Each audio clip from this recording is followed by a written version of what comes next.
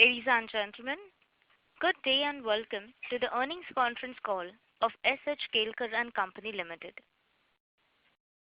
As a reminder, all participant lines will be in the listen-only mode, and there will be an opportunity for you to ask questions after the presentation concludes. Should you need assistance during the conference call, please signal an operator by pressing star then zero on your touchtone phone. Please note that this conference is being recorded. I now hand the conference over to Mr. Anup Pujari from CDR India. Thank you, and over to you, sir. Thank you.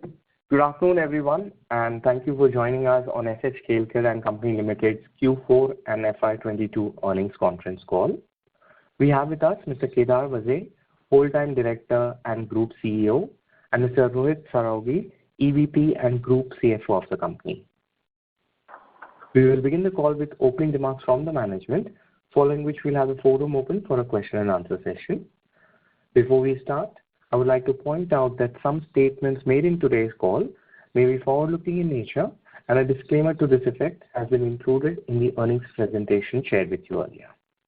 I would now like to invite Mr. Kedar Vaze to make his opening remarks. Good afternoon, everyone, and thank you for joining us on our Quarter 4 Full Year 22 earnings call. Discuss the operating and financial performance for the quarter. I hope you had all the opportunity to go through our results presentation, which provides details of our operational and financial performance.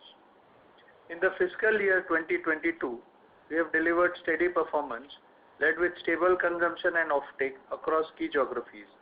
Our European business delivered robust growth in the year, driven by improved client wins, the Italian and other European markets. In India, while we saw improved wins from the large FMCG customers, the contribution from smaller customers remained subdued, thus moderating our overall domestic growth. One of the key focus areas for us has to be strengthening our larger customer base. In line with this approach, we recently participated in a global RFP with a large global MNC.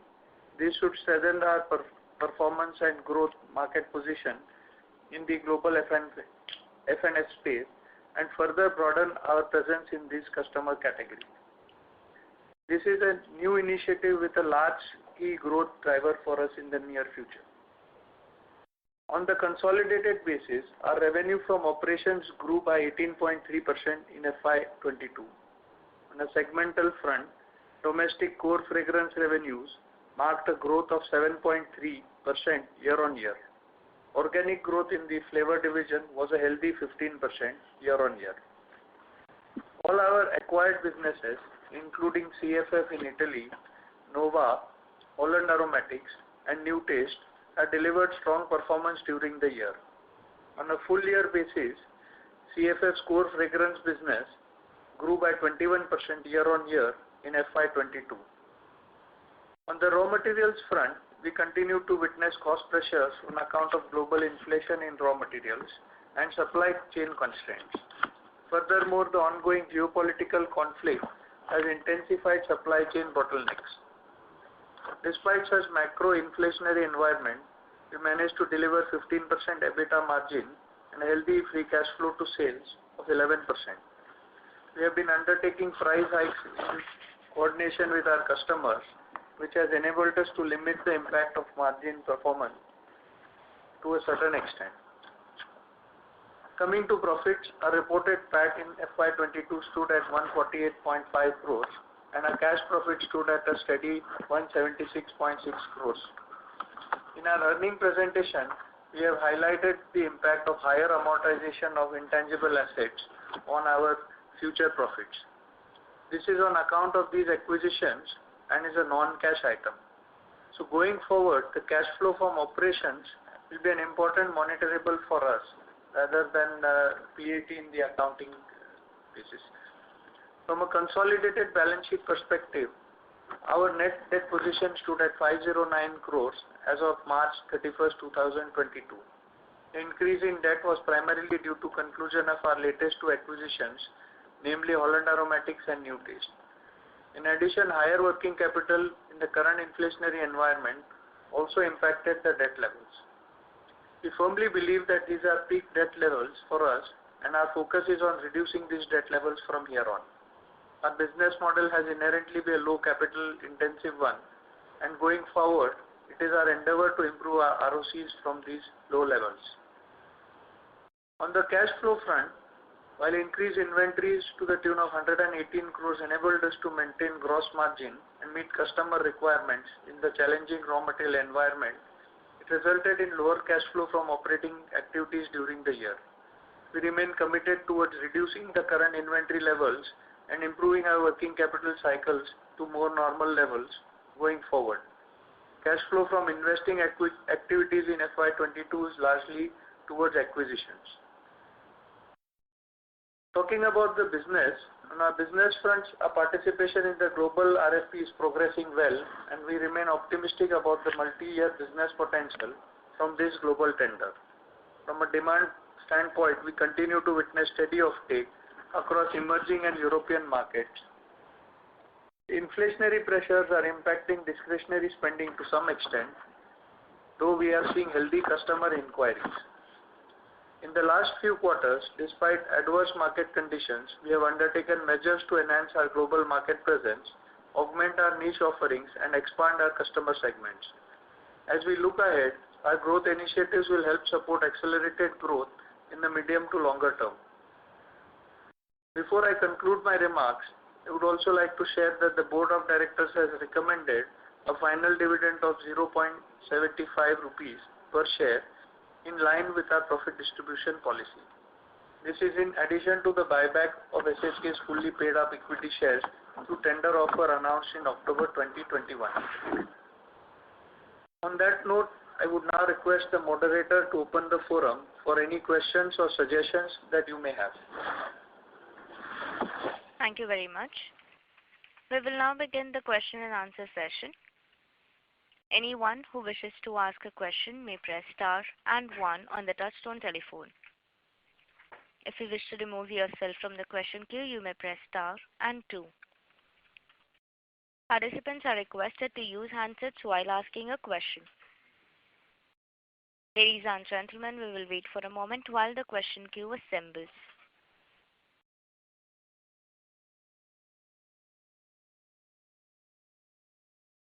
The first question is from the line of Bhavesh Chauhan from IDBI Capital. Please go ahead. Yeah, hi sir. Can you throw more light on the global tendering that you were saying in your opening comments? When are we likely to have some order from that? So the global tendering process, as we have alluded, is a 12-month process. The first, I would say 10% order of the process is concluded. We have filed our tenders. The next 40-50% tenders are being filed as we speak. And by end of this year, the entire tender process will get completed. From the tenders and the projects that we are doing, we expect that the second half of this year is when the revenues should start to flow in. But it will be a 3-year process, so all the revenues will start ramping project by project, and it will take 3 years for a full ramp up of this business. Okay. And so any quantum of revenues that can come from this over a period of, let's say, next year onwards or something? So we are looking at something like 50 to 60 crores of incremental business year on year as a potential. And so anywhere between 150 to 250 crores really the overall potential is much higher, but I think we should be able to touch around 250 crores as a good guesstimate where we can address. And on a kind of pessimistic view will be around 120 crores. So anywhere between 120 crores to 300 crores is our expectation of this business. Okay. And this will come in a staggered manner, so over a period of 3 years. So if we start winning the project, so it will be like 50 crores, 100 crores, 150 crores. So at the end of the third year, we will get the full potential. Yeah. Okay. Got it, sir. And sir, on the margin front, given the significant rise in price of raw materials, are we taking price hikes or any other measures to restore our margins?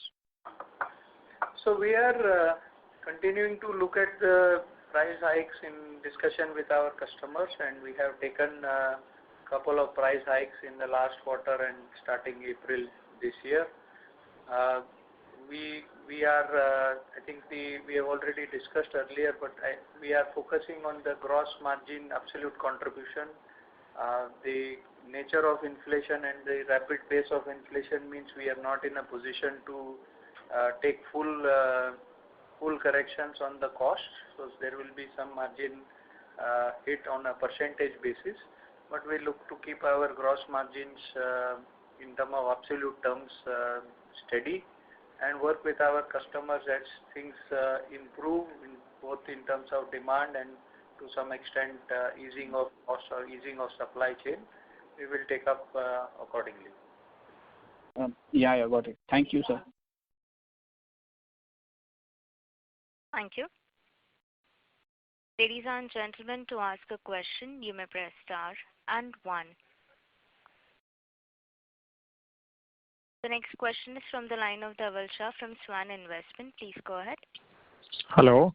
Yeah, hi, sir. So just a couple of questions from my side. So firstly, could you tell us what sort of gross profit impact have we seen in this quarter, and how much is left to be passed on? So what will be the normalized level of gross profit once we take the price increase? Secondly, our other expenses has also increased in this quarter. So FY21, we had a very low number in terms of percentage to sales, logically because of the lower overhead expenses like traveling and exhibition and all of that. But so is this are we back to the normal range? And what sort of higher freight expenses are also in this, which could also get normalized going forward? Third question is that I understand we had a very our organic growth ex of this Holland and the Longmore acquisition, which were not in last year's base, is a single digit growth, which we understand, so which I think is a very low number. So if you could tell us that why the growth is slow at only single digits. Yeah, so these are my first set of questions, and then we can have one more around it. Yes. So let me answer that one by one. On the gross profit, I think the quarter 4 was subdued and 39% gross margin for this quarter. Yes. We have come down from starting of the year 43 odd percent. So this 10% decline in gross margin is what is the net result of the inflation which has kicked in second half of the year. We are in the current situation with the price increase and the cost. We hope to maintain through the full year 22-23 gross margin excess of 40%, around 41%. There are no further escalations of raw material or steep escalations of raw material throughout the year. In terms of, we alluded and talked about the inventory in September, October last year, that we have taken conscious call to increase our inventory levels in offset the hyperinflation. I think we are now looking at reduction of the inventory levels going forward, and we should start to see the effect of that post-July. You talked about second question was around overheads. So I think we will maintain our overhead percentage in.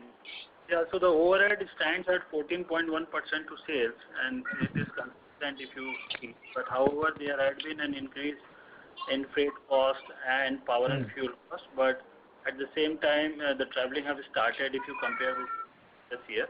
But our endeavor to maintain at the same level. Okay. And this 14% you said would be for the, are you because 89 crores on a revenue of 450 crores. So that will be around 20%. 89. So I have taken other expenses. What are you adding? No, sir, just from the way it's being reported, the other expenses which is there. Okay, so you are adding depreciation and no, sir. Fine, I will take it offline. Yeah, that's all right. Let me just put it that despite the cost increases on energy and freight, we are taking steps to reduce our operating cost to maintain the same level of overhead in the upcoming year. So whichever number you take denominator and divide it, the cost control we are already initiated to reduce the overall cost per kilo to the same level, where the freight and additional energy costs are borne, but we don't have an inflation on account of that to our customers. Okay, sir. Yeah, and sir, on the growth front of absolute growth X of acquisitions, that seems to be at a very single low digit number. So what is the reason for that? Yeah, so we have been very conservative in terms of growth because of a lot of reasons. One is the demand is subdued. There has been pricing pressure, so we've been cautiously moving up the pricing to our clients. And due to the supply chain disturbance and uncertainty, we are not being very aggressive in marketing to new clients. So we are focusing on existing clients and products to large extent. This has resulted in slower growth in the second half last year compared to the year before. But we are on track. The normal, we don't see further disruptions. We are on track. Sorry with to interrupt, but Mr. Shah, may I request you to please Yeah. mute your line, sir, because there is a lot of disturbance from your back. Yes. Sorry for that. Management, you may please go ahead. So that's the part on the growth. As you see, the pandemic effect in Europe was preceding what was happening in India. The last wave was only sort of prevalent in emerging markets. We saw that in Southeast Asia and India largely playing out, but in European continent, because of the vaccination and the effect was very minimal. And we've seen the rebound and the fast growth in our European operations. We expect the same thing to play out in the emerging markets as we go forward. Okay. And sir, you mentioned about the slower growth. So could you quantify which segments are you seeing the slowdown, the product-wise, the market-wise? So we have typically part of our business which goes to the kind of trade and shops. So indirectly the consumption on the bazaar market and the festival market of Ramadan. So this year we've seen again the first quarter effect of pandemic in the Indian subcontinent has meant that these small segment businesses have affected. Plus raw material inflation, payment cycles, we've been very tight on our credit policies. So there is a element of supply chain destocking through the clients holding and through the supply chain as well. So do you see any improvement in the current quarter? I think current quarter is still muted in terms of growth, but we will start to see strong growth in the second quarter onwards. There are very good signs in terms of inquiries and demand coming through. Got it. And sir, lastly on the tender side of the business, I think in the last one of the conversation you mentioned about 400 crores as the opportunity of the tender. Now the number you shared is between 150 to 300 crore. So this reduction of 100 crore, have we reworked our plan or the bidding? And also this staggered manner is something which is new to which you're not aware of. So could you just explain us the entire tender thing again, how it is going to move forward, and how should we count? When will you be making an official announcement for it? Because I also it was supposed to come out in April end. So has that got delayed or yeah? So, this is a global tender, and as a result of the Ukraine situation, it is been postponed by a few weeks. We kind of hear bits and pieces, and it's not going as per what the original timelines indicated to us. So we are waiting and watching when we get more conclusive numbers and timelines from the client.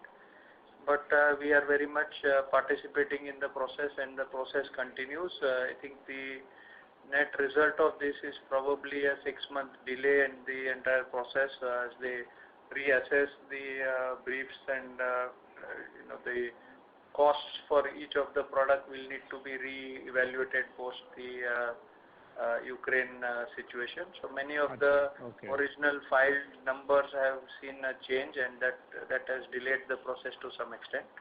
But we are very much bullish to start winning business end of this year, and then next year to see a good ramp up, the third year additional ramp up. So now, since it's a staggered ramp up, have you the margins would be also how would the margins be on a 50 crore base and at a full potential of 300 crore base? How would the margins look like on operating level, EBITDA level? So I think most of this business will come in existing manufacturing plants where we already have a base volume. So this will be all marginal direct accretive business. We expect that the gross margins will be on the lower side of our current clients. However, the volume basis, the net margin will be similar to what we are currently delivering. Okay, so for normalizing current quarter's EBITDA of around 13% odd, assuming so maybe 15-16 is the normalized margin in your business. Is my understanding correct? Yes, so we have been guiding about 18 to 20% EBITDA levels. I think with the inflation, we are seeing a 10% compression of margin in the near term, and we would be guiding 15 to 16% EBITDA for the full year. Okay, and also on the new business also, the tender also, as and how it comes in. Yes, that is an additional growth lever for us. We are not speculating or putting any specific timelines on that. We are ready from our supply chain side, and as I mentioned, as we pull out inventory, we will have also the working capital readiness for taking up additional business. Correct. And sir, on the organic side, since now all the acquisitions are consolidated in the quarterly number, so what would you be guiding? What would be the core organic growth would you be guiding for FY23? So we are at 450 crore quarterly run rate now for the March quarter. So any guidance would you like to share? Typically, the fourth quarter is the strongest quarter. We have seen this 450 number for this quarter. My guesstimate is that for the full year, if I look at the underlying business at 10 to 11%, plus the additional acquired business, we would end up with somewhere around 1800 crore as the revenue line for next year. This is not taking any large ticket, none of the global MNC or these acquisition businesses also have some big growth potential projects. So we are not taking any of those into this underlying base number.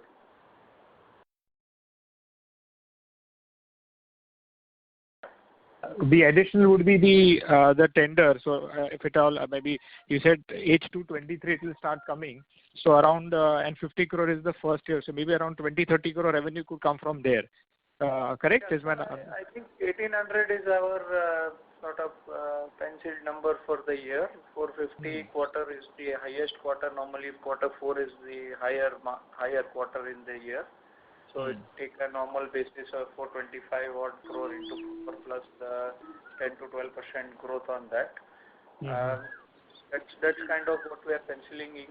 It's still very uncertain to aggressively grow because the supply chain constraints are sort of pushing us to be selective on where we want to grow.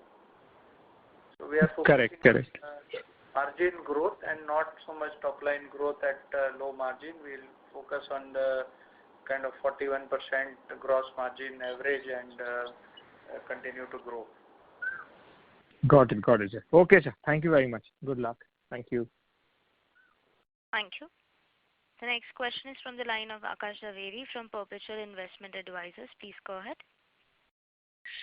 Thank you for the opportunity. My question is more broad-based in the sense that currently, how is the demand scenario looking in the European markets, and how was it looking pre-war, and how is it looking currently? So I think the European scenario, our demand is very robust. We continue to grow 15% CAGR on our core business last 2 years. We see continued growth there. No market saturation. We are one of the strong players in the mid and small sector in Southern Europe, and we continue to see very strong traction and growth. Okay, and how was it looking pre-war, and has the war changed the demand scenario very drastically, or would that be more or less similar? So far we haven't seen any effect of the war on the demand. We are in very stable kind of part of the business, functional and normal use home use products. We haven't seen any impact in the Italian or Netherlands markets due to the war. There is obviously a higher inflation. There is energy cost, the impact of energy cost, and so on and so forth, which will flow in. We will wait and watch, but as of now, there is no impact of the war on a direct demand scenario. Okay, fine. Thank you so much, and all the best for the rest of the year. Thank you. Thank you. The next question is from the line of Viraj from SIMPL. Please go ahead. Yeah, thanks for the opportunity. First question is, you said that incrementally, say from July onwards, we're looking at reducing the inventory levels. And at the same time, what you're also saying is that you continue to face supply chain constraints. So, is it the demand outlook so weak? This is what driving the low inventory level, or how should one really understand this? So we have had from September last year, I think the 6-7 months where supply chain and inflation both were very difficult. So we built up inventory to offset part of that supply chain constraints and to also average out the price increase or cost increases on a longer term basis, that we get the price increases from our clients in some offsetting the cost increase. We have taken that call since last third quarter last year and continued in the first quarter this year, and it will flow into the first quarter of this financial as well, post which we will normalize the inventory. So for 9 months we have now picked up approximately 65-70 crores of extra inventory as a base level, which is adding almost 1 month of consumption.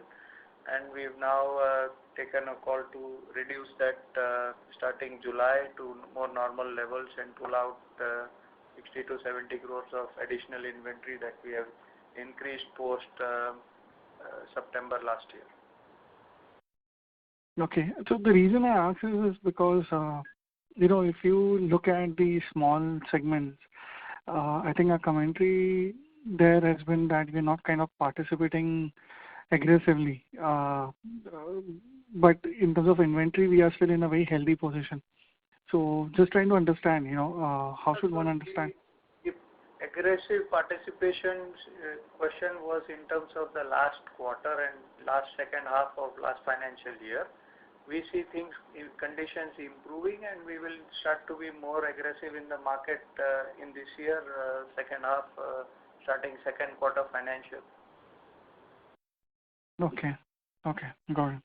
We see this turning in a way, the demand starting to come back and supply chain normalizing as we speak. It is still uncertain. I don't want to say we have a 100% view.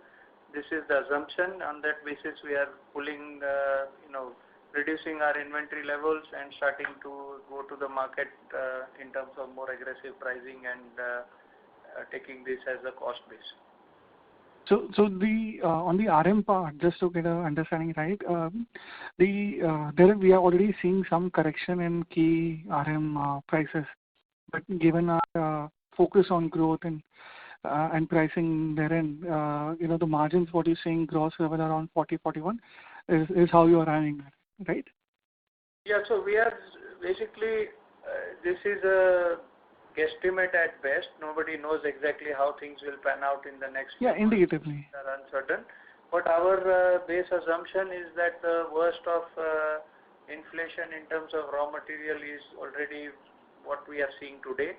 And things should stabilize from here and not create additional cost of additional inflation in terms of raw material for us.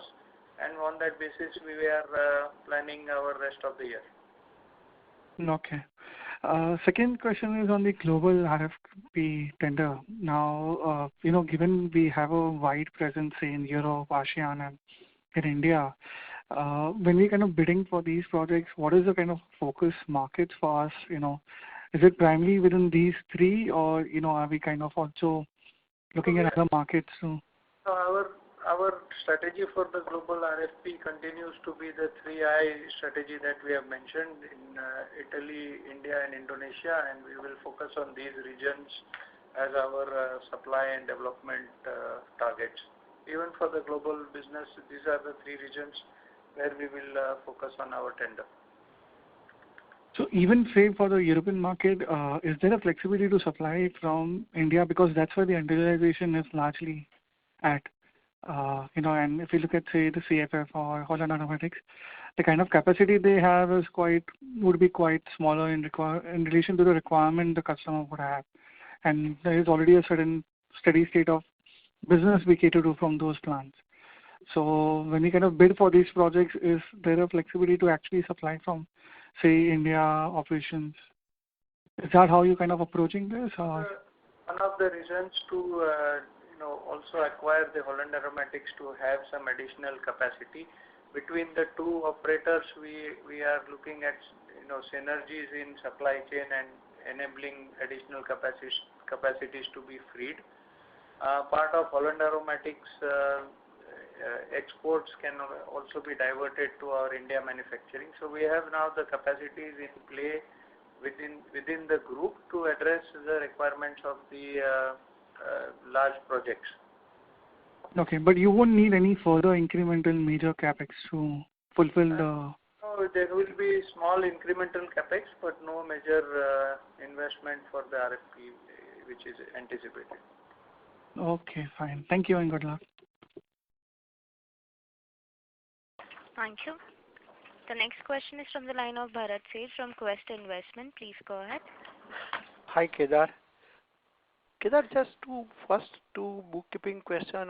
One is on this, when you said this EBITDA margin, that factoring, our contract manufacturing in the Italy business where the margin is very low, or that is a separately we would like to treat? No, so that is a composite, the 15% is composite with the contract manufacturing. Okay, great. And second on the... longer term, our objective is to reduce the volume value of contract manufacturing and utilize that capacity for our own growth. Contract manufacturing is a low digit gross margin and our own products are around 45-50% gross margin in Europe. So we will not look at revenue line growth, but to look at the gross margin growth. Okay. And second is on this R&D, this amortization will remain at what level? And any further increase since last 2 years, we reduced the R&D spend. So how do one view that? So on the R&D aspect, in the quarter one, if you are referring to the 12.9 crores, which we have taken a one-time hit in our P&L, and we are charging it off in our P&L. So that is not anywhere impacting us. The point which we have mentioned here in our earning presentation is with respect to amortization of intangibles on acquisitions. So, which is on CFF, Holland Aromatics. So, which is 20 crores in this year, and that moves to 28 crores next year, which is a part of depreciation line item. Okay, fair. And now when we are looking a much better business opportunity, so again apart from encasing our existing pipeline that we built up, so again how we are adding new product pipeline. So product pipeline R&D, we are continuing. There are good products which we have been introducing, and pipeline is strong. I think the demand environment needs to stabilize. The situation of continuing inflation is what is driving the growth to existing products and supply chain focusing on delivering current business in hand. Once we see that the supply chain starts to ease out and we have a steady cost, I know the costs are much higher than where they used to be last year, but as long as they remain stable and uncertainty around the future reduces, the growth will come back. And again, would you like to share something on the demand side, on the fragrance as well as on the flavor side for each of the 3-4 geography we are largely focusing? One is Europe, India, Indonesia, and Middle East. So Europe has seen continuous, through the pandemic we have continued to grow. We see robust demand. There is no change in the environment there. Middle East we see a revival as the oil prices have gone up, and post-pandemic there is some level of buzz, and oil prices have a direct bearing on the spending power within the Middle East region. So that is helped by the sentiment of current oil prices going up. India, I think we have seen a mixed situation. There is demand, there is pent-up demand and per capita demand, but inflation at the lower end, we are also seeing part of the discretionary income being taken up by the inflation of food and basic items. So the expectation is there will be price increase, there will be small volume growth, but if the stability on the costs are there, then second half you will see very strong growth recovery in the Indian subcontinent.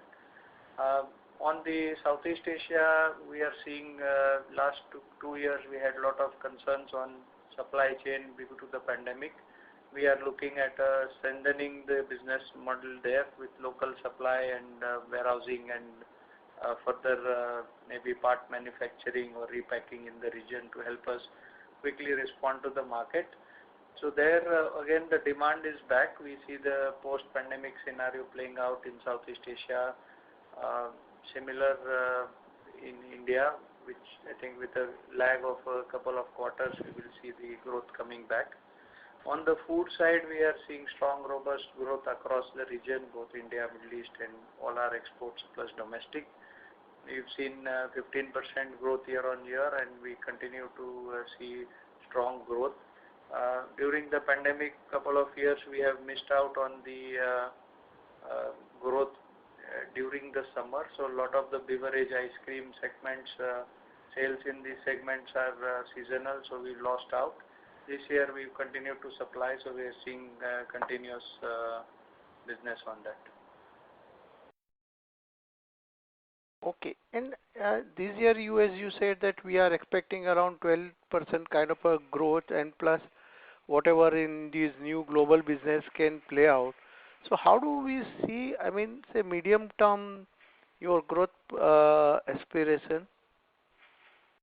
We are committed to the 12% growth trajectory we had set out. I think we were very much on track in the last year, first couple of quarters, and then we've seen disturbances on pandemic, particularly in the Indian subcontinent. We continue to keep our 12% year-on-year growth target, CAGR growth as our baseline case.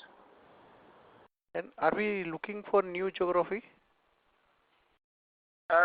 At the moment, no. We are not looking at new geographies. We are committed to our 3I, 3C strategy, and we will continue to invest in the three regions, South Europe, India, and Indonesia.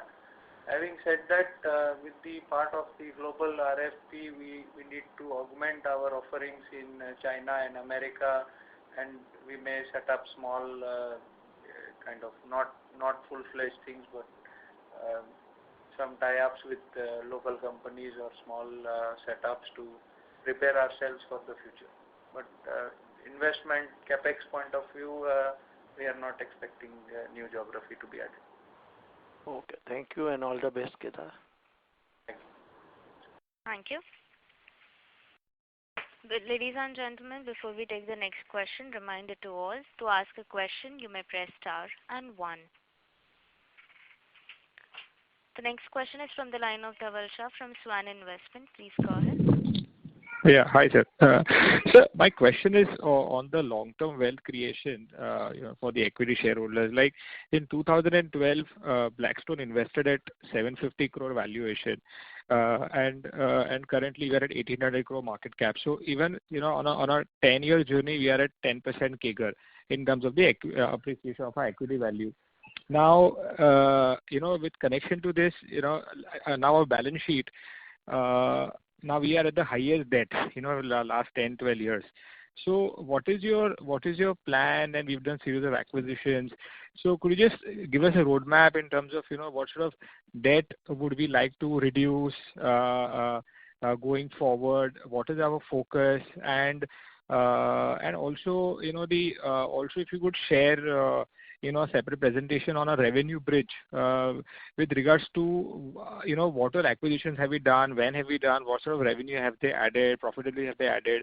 This will help us in understanding the company better because there are a lot of acquisition, a lot of subsidiary, and in terms of valuing, there are certain high margin products, low margin products.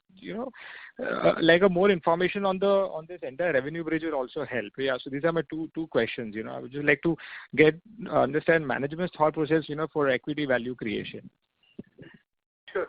I think one of the parts which we've seen throughout post IPO, at one point we were zero debt. And when you look at our return on equity, there is a good case for putting some leverage. We've seen very low interest rates, particularly in the Eurozone, which has prompted us to pick up some assets on our longer term strategy.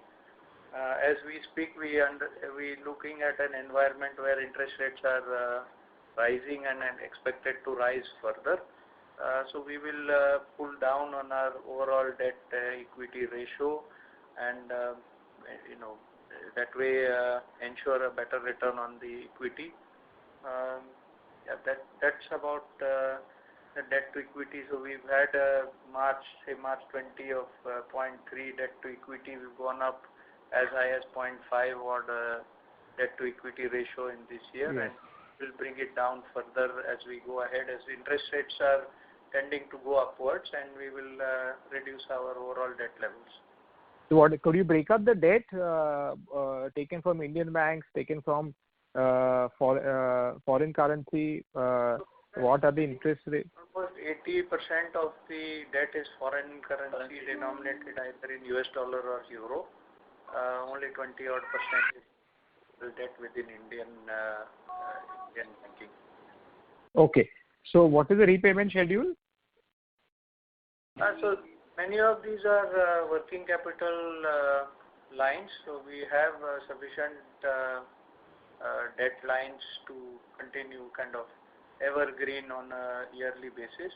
On the term loans, we have not bullet payments. We have sort of staggered payments. Repayment schedule starts this year. So we have a repayment schedule roughly 3 to 4 million per year on an aggregate basis starting this year. So assuming FY23 1800 crore 15-60% EBITDA margin, we are at 260-270 crore EBITDA. Out of this, how much do we plan to channel towards repayment? So we will have about 150 crores of free cash after capex and other costs, and part of it will go as dividend, so approximately 30 or 40 crores as a dividend, and exact number depending on how the inflation and margin scenario we can look at, and about 100 crore of debt reduction. Whatever is the growth, there will be some 10-20 crore of working capital. So about I would say 90 crore of debt reduction and 40 crore of dividend or distribution. That's sort of a ballpark number.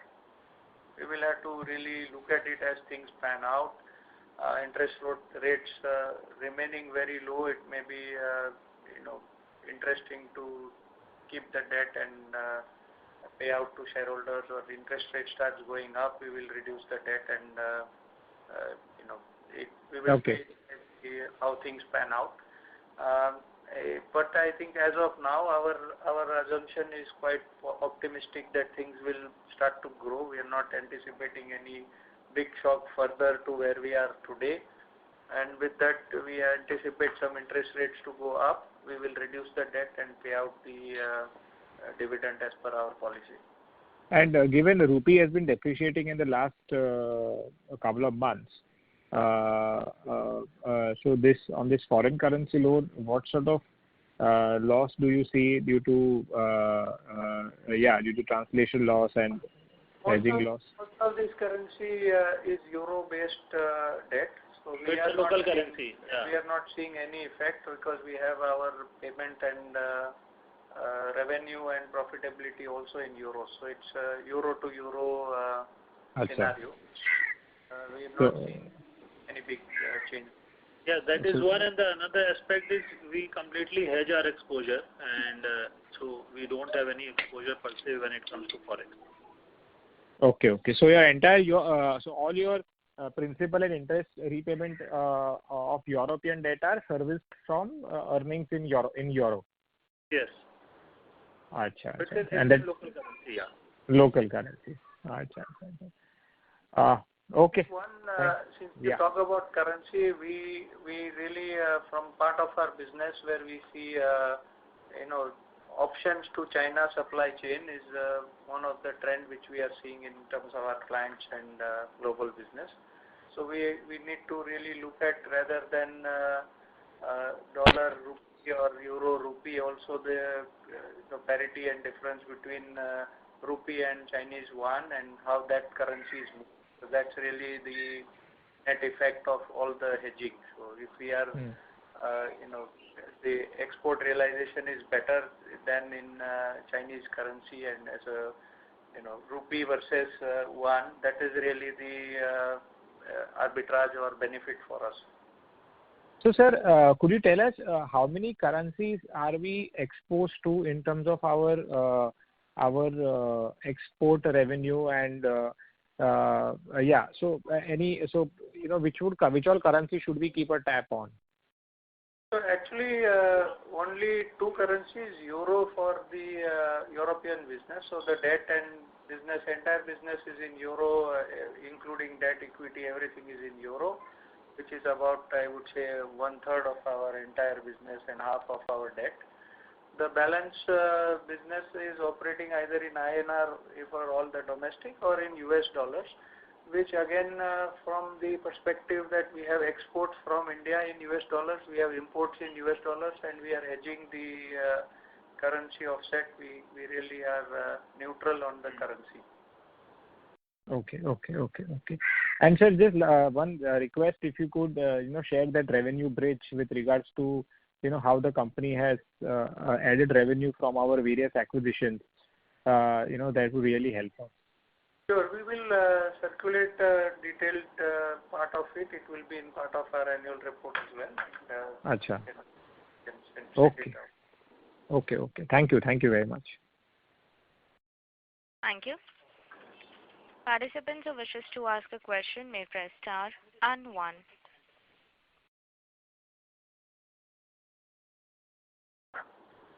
As there are no further questions, I would now like to hand the conference over to the management for closing comments. Thank you. I hope we have been able to answer your questions satisfactorily. Should you need any further clarifications or would like to know more about the company, please feel free to contact our team or CDR India. Thank you once again for taking the time to join us on this call. Thank you. On behalf of SH Kelkar and Company Limited, that concludes this conference. Thank you for joining us, and you may now disconnect your lines.